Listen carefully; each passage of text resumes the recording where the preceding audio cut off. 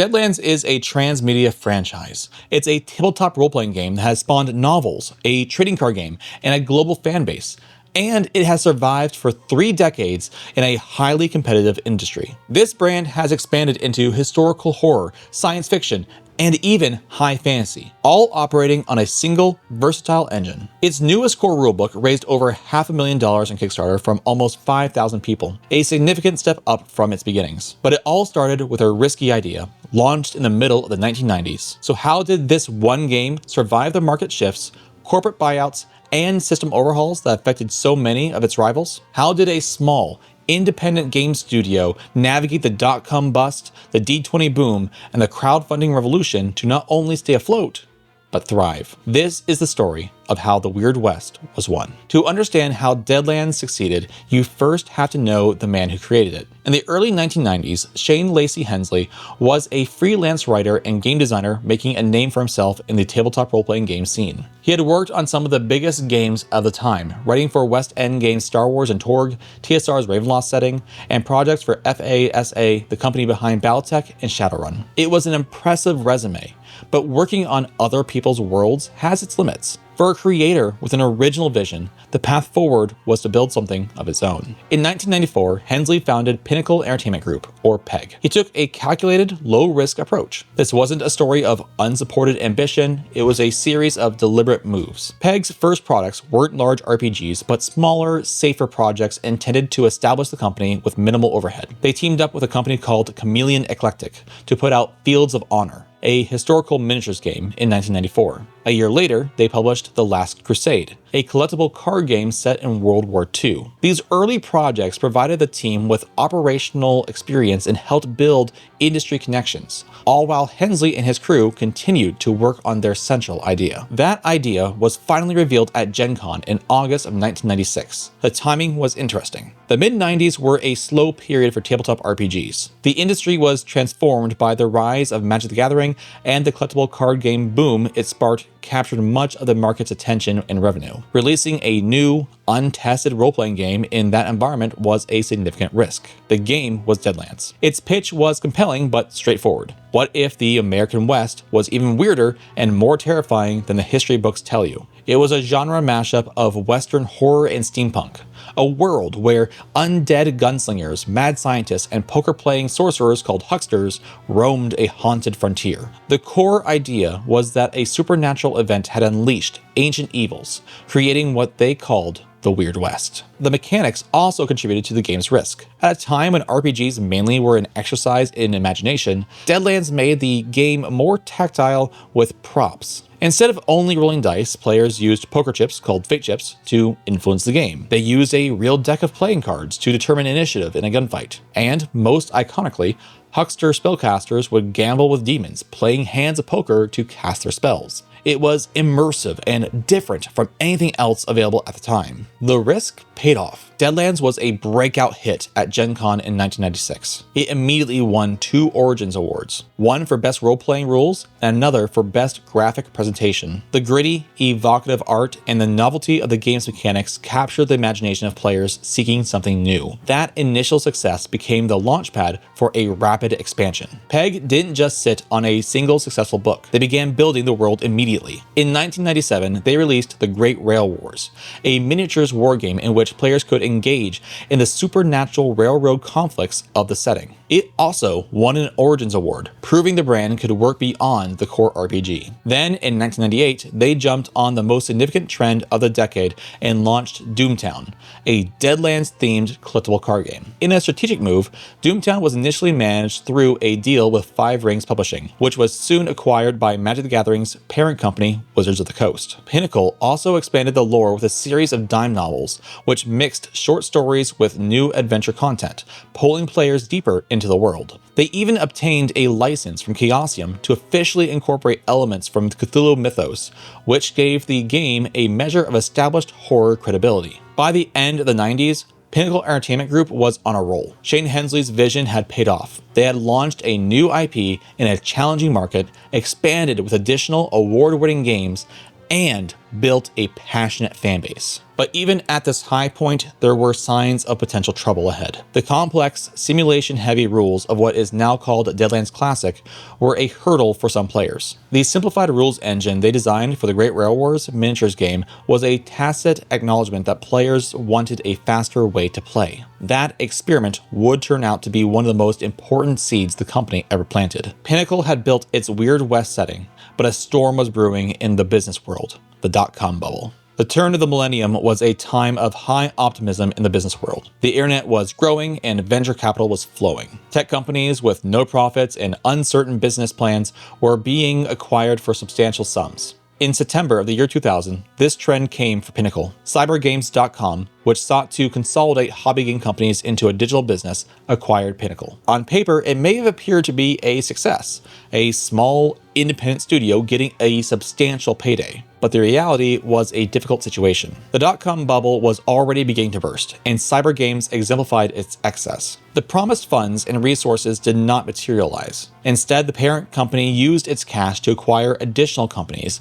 and Pinnacle's production pipeline ceased. Distribution fell apart. Projects were frozen, and the company that ended the 90s on a high note was suddenly unable to operate. What happened next was an exercise in crisis management. Shane Hensley, watching the struggling parent company undermine his work, began negotiating for Pinnacle's independence. By January of the year 2001, after months of legal effort, he managed to undo the acquisition. He rescued his intellectual property. Deadlands was his again, but it came at a high cost. Pinnacle emerged from the situation financially weakened and in debt. The Doomtown CCG, once a flagship, was acquired by AEG before its discontinuation around 2001, during the broader CCG market crash. Planned releases were either cancelled or released in limited quantities, such as the science fiction spin-off Deadlands Lost Colony in 2002. Pinnacle was independent again, but it was struggling. How do you rebuild a company when you have no money? The answer was another pivot, born from necessity. The early 2000s saw the rise of a new force, Dungeons & Dragons 3rd Edition, and its open game license, or OGL. Yes, that OGL. The D20 system became a common language for role-playing games. Instead of fighting it, Hensley decided to use it. In 2001, Pinnacle made a move for survival. They licensed their world to other systems. They released Deadlands D20, a conversion of their setting for the popular D20 rules. That same year, they worked with Steve Jackson Games to create GURPS Deadlands. These moves were a life raft. They cost Pinnacle very little to make, but generated the needed cash flow. More importantly, they kept the Deadlands name and world in the public eye when PEG couldn't afford to print its own books. The brand was alive, even if the company was in triage. But licensing was a temporary solution, not a long-term one. The core problem remained. The classic Deadlands system, while loved by its hardcore fans, was seen as too complex for the contemporary market. Hensley knew he needed something new. He needed a new engine. He found the blueprint for that engine in his own back catalog. He returned to the streamlined rules he'd created for the Great Rail Wars and began refining them into a universal system. In 2003, he released Savage Worlds. Its philosophy was a direct response to the dense and rule-heavy games that dominated the market. The tagline was fast, furious, fun. The system used a deck of cards for initiative, just like Deadlands, but simplified everything else. It introduced bennies, a more generic version of fate chips, and was built to be easy for game masters to run and for players to learn. It was a generic system, capable of handling any genre, from fantasy and science fiction to pulp adventure and westerns. This was a major bet for the company. Would the old fans accept a complete system change? Would new players be interested in a generic engine? The answer came in 2006 with the release of Deadlands Reloaded. This was a complete reboot of the setting, built entirely on the new Savage Worlds rules. The page count was much lower. The complex character creation was swapped for a simple point-buy system. The launch of Reloaded was the single most important pivot in Pinnacle's history. It completely changed their business model. They were no longer just the Deadlands company. They were the Savage Worlds company, and Deadlands was now their flagship Savage setting. Players who found Deadlands through another setting could easily jump into Deadlands, and Deadlands fans became advocates for the Savage Worlds system. This streamlined engine also set the stage for their future success, enabling the rapid development and release of new settings and the licensing of the engine to other companies.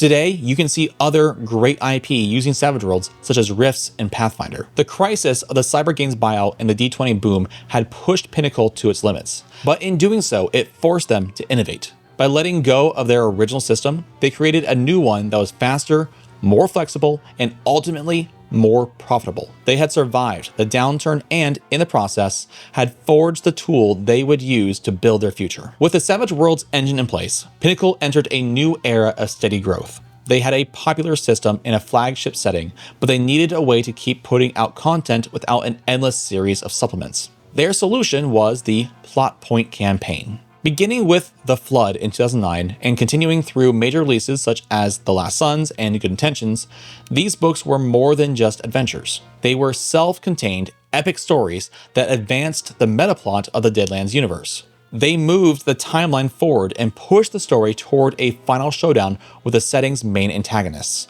the Reckoners. This model was effective. It gave players a clear, compelling reason to purchase the next book, offered a satisfying long-term story, and focused sales on major, impactful releases rather than many smaller books. During this period, the brand continued to expand. There was the board game Battle for Slaughter Gulch in 2009, and in 2014, a collaboration with AEG to revive their classic card game as Doomtown Reloaded, this time using the expandable card game model. The world of Deadlands also expanded into bookstores with a series of novels published by Tor Books between 2015 and 2017. This added a new layer of prestige and brought the Weird West to a new audience. But the most significant change to the business was still on the horizon. In the early 2010s, a new platform emerged that would change how independent creators funded their work: Kickstarter. For a company like Pinnacle, which had survived by building a direct, loyal relationship with its fans, crowdfunding was a perfect match. Their first major test of this new model came in 2012 with Deadlands Noir, a spin-off setting that combined the game's horror with 1930s detective fiction. The campaign was successful, raising more than $117,000 from more than 1,100 backers. This was the proof of concept. Crowdfunding has reduced many of the risks associated with traditional printing and distribution. It enabled PEG to forecast demand in advance, sell directly to its most passionate fans, and raise funds to create high-quality products such as box sets that would have been substantial financial gamble under the old retail model. From that point on, Kickstarter became a central pillar of Pinnacle's business strategy. It enabled them to engage with nostalgia through projects such as the Deadlands 20th Anniversary Edition in 2016, a hardcover reprint of the original classic rules that fans had requested. And it fueled their future. The cycle was set. Use Kickstarter to fund a major new rulebook or setting, deliver it to the backers, and then use the retail release of that book to build hype for the next crowdfunder. This model reached a new peak with an updated core engine and a new flagship setting. First came the Kickstarter for Savage Worlds Adventure Edition, or SWADE, which streamlined and updated the rules. That directly led to the 2020 campaign for Deadlands: The Weird West. The response was significant. The project raised over $568,000 from nearly 5,000 backers. When you compare the 1,000 backers for Noir in 2012 to the almost 5,000 for the new core setting just 8 years later, you can see the growth this model unlocked. The new edition did more than just update the rules. It also made a critical update to the lore. The writers introduced a narrative device, the Morgana effect, to retcon and address some of the setting's more problematic elements, particularly its depiction of the Confederacy. It was a smart business decision that recognized that inclusivity and accessibility are important to a brand's long-term health. By making the Weird West a more welcoming place, they helped ensure its doors would stay open for new players. Today, Deadlands is more successful than ever. It's the cornerstone of the Savage Worlds library, which now has over 30 different settings from Pinnacle alone, let alone all the other from other third-party publishers. The line continues to expand, with recent successful campaigns for supplements such as Hell Nigh Plains and a completely new historical setting, Deadlands Dark Ages, which saw significant pre-orders and Kickstarter success in 2025. From a risky 90s launch to a near collapse, a game-changing pivot, and an embrace for crowdfunding, the 30-year journey of Deadlands is a story of adaptation and survival. From the prop-filled boxes of 1996 to the $500,000 Kickstarters of the 2020s, the journey of Deadlands is a lesson in resilience. But this isn't just a history lesson. It's a living story. As Pinnacle Entertainment Group celebrates the 30th anniversary of Deadlands in 2026, the brand is bigger and bolder than ever. and there's a whole lot for fans to get excited about. The world of Deadlands has grown far beyond its original frontier. Today, you can explore multiple, distinct eras of its twisted history. There's the flagship Deadlands The Weird West, the classic shoot-'em-up of gunslingers and monsters in the 1880s. You can leap into the far future with Deadlands Lost Colony, a sci-fi horror setting where colonists are trapped on a hostile alien planet. Or you can travel back to the year 877 with Deadlands Dark Ages, fighting newly born evils in medieval Britain with Merlin and magic 6-shooters. And for those who prefer cards to dice, the fan-favorite Doomtown expandable card game is back in action with a recent second printing of its Weird West edition base set. And for the 30th anniversary, PEG is rolling out a wagon load of new products. There are huge plans in store for 2026, including a new adventure that features the world's most legendary Bloodsucker, a brand new boxed campaign set, and another regional sourcebook to expand the Weird West. On top of that, Pinnacle has teased that Deadlands will be appearing in more than just tabletop games this year. It's not just Deadlands either. The entire Savage Worlds ecosystem is thriving. 2026 will see new releases for the college horror setting East Texas University, the arrival of the Doomguard board game, and new sourcebooks for Rift for Savage Worlds. Plus, Pinnacle is adapting Paizo's legendary Kingmaker adventure path for Pathfinder for Savage Worlds.